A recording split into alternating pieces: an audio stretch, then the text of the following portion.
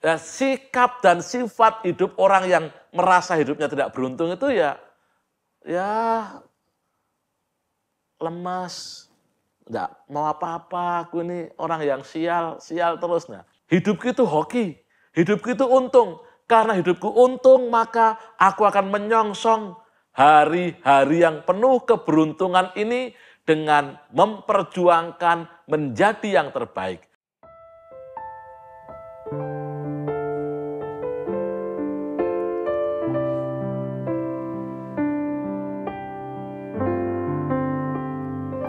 Selidiki aku, lihat hatiku, apakah ku sungguh mengasihimu, Yesus, Kau yang Maha Tahu dan menilai hidupku, tak ada yang tersembunyi bagimu. Telah kulihat kebaikan-Mu yang tak pernah habis di hidupku. Ku berjuang sampai akhirnya Kau dapati aku tetap setia.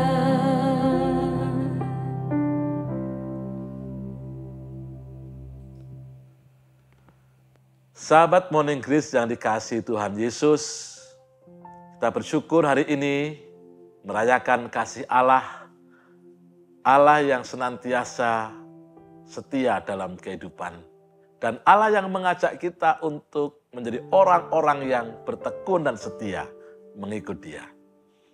Kita akan mengawali hari ini dengan berdoa. Mari kita berdoa. Tuhan, ini kami Tuhan. Engkau tahu, Engkau mengerti semua yang kami gumulkan, semua yang ada dalam kehidupan kami. Dan kami mau mengikut jalan Tuhan. Bimbinglah kami Tuhan, supaya kami setia mengikut kehendak-Mu. Dan kami mengalami Tuhan, sehingga bersama Tuhan kami boleh mengatakan, kami ini orang-orang yang beruntung, karena Tuhan Yesus. Dalam nama-Mu kami berdoa. Amin.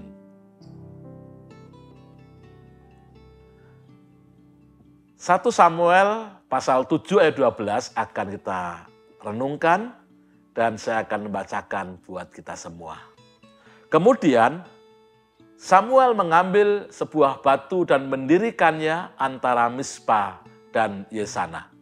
Ia menamainya Ebenezer. Sampai di sini Tuhan menolong kita. Sampai di sini Tuhan menolong kita, dan karena itu kita mensyukuri rahmat Allah sehingga dalam Tuhan kita bisa mengatakan kami ini orang-orang yang beruntung. Beruntung karena apa? Karena Tuhan Yesus ada dalam kehidupan kami. Sahabat Morning Grace yang dikasihi Tuhan, melalui media massa kita mungkin pernah melihat iklan yang unik. Orang bejo lebih untung daripada orang pinter. Saya jadi ingat pepatah dalam bahasa Jawa. Bagi yang tidak bisa berbahasa Jawa, saya bacakan aja. Nanti saya terjemahkan ya. Wong bodoh kalah karo wong pinter kalah karo wong bejo.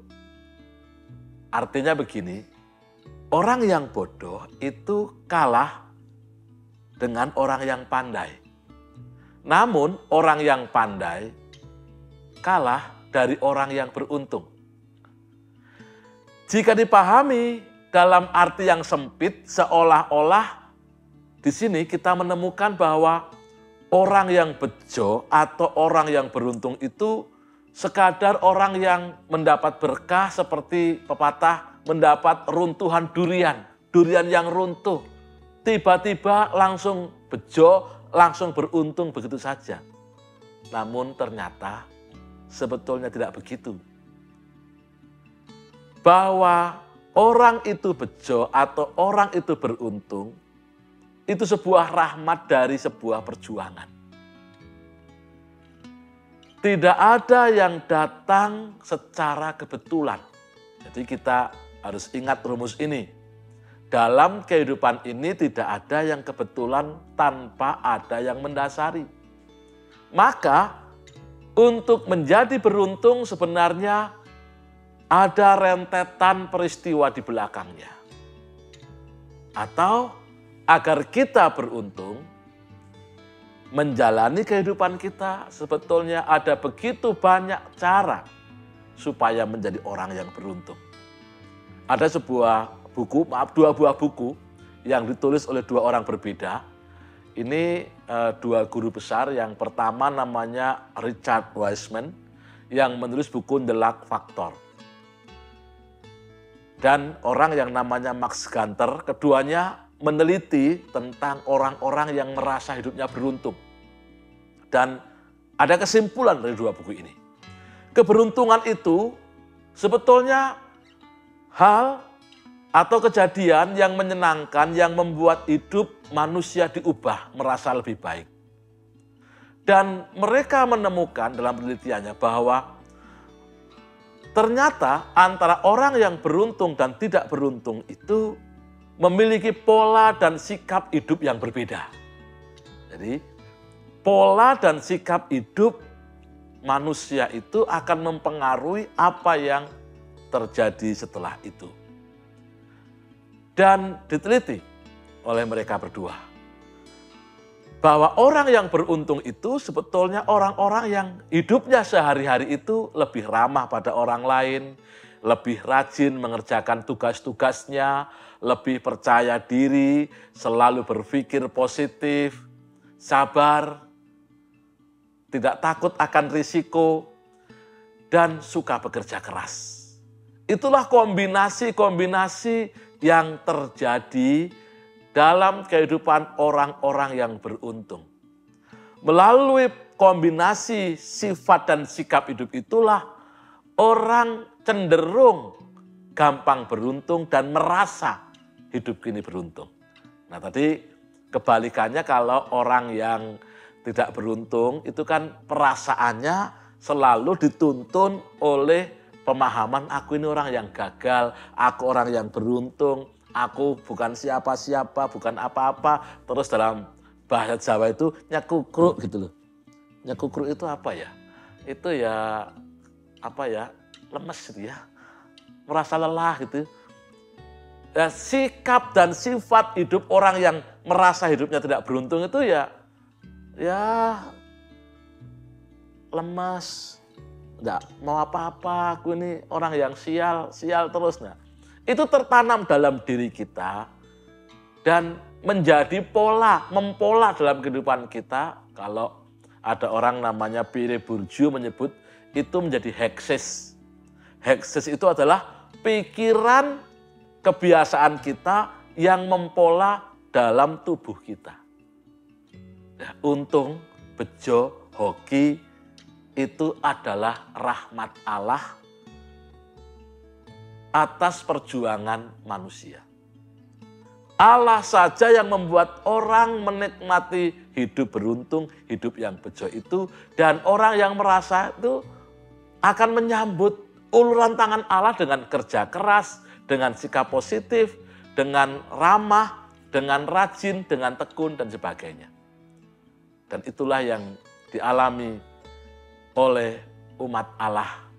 Sehingga dalam bacaan kita hari ini dikatakan dalam kitab Samuel, Ebenezer, sampai di sini Allah menolong kita. Tugu peringatan Ebenezer sampai di sini Allah menolong kita karena pemahaman aku ini orang yang bejo, aku orang yang beruntung, orang yang hidupnya sehari-hari senantiasa disertai oleh Allah. Maka hari ini kita diingatkan untuk melihat bahwa sesungguhnya kita ini orang-orang yang beruntung. Yakini itu.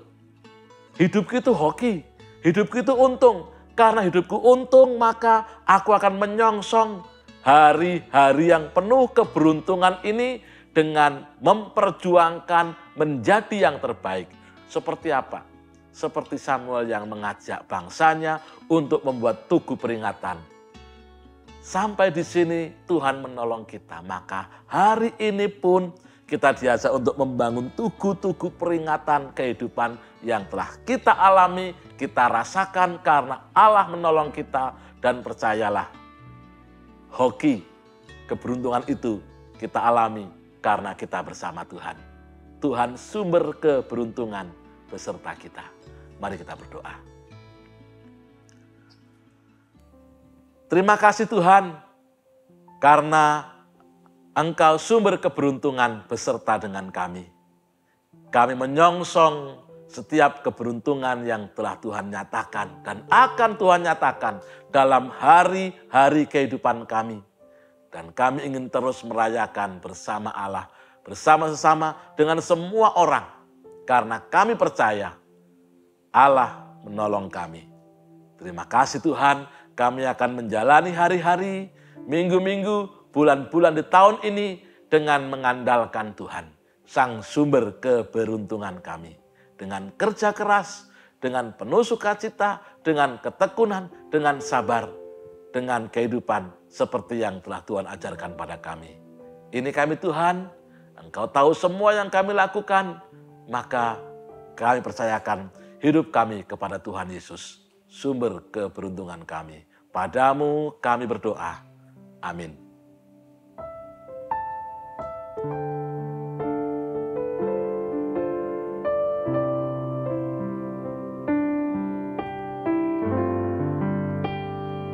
Selidiki aku, lihat hatiku, apakah ku sungguh mengasihimu, Yesus, Kau yang Maha Tahu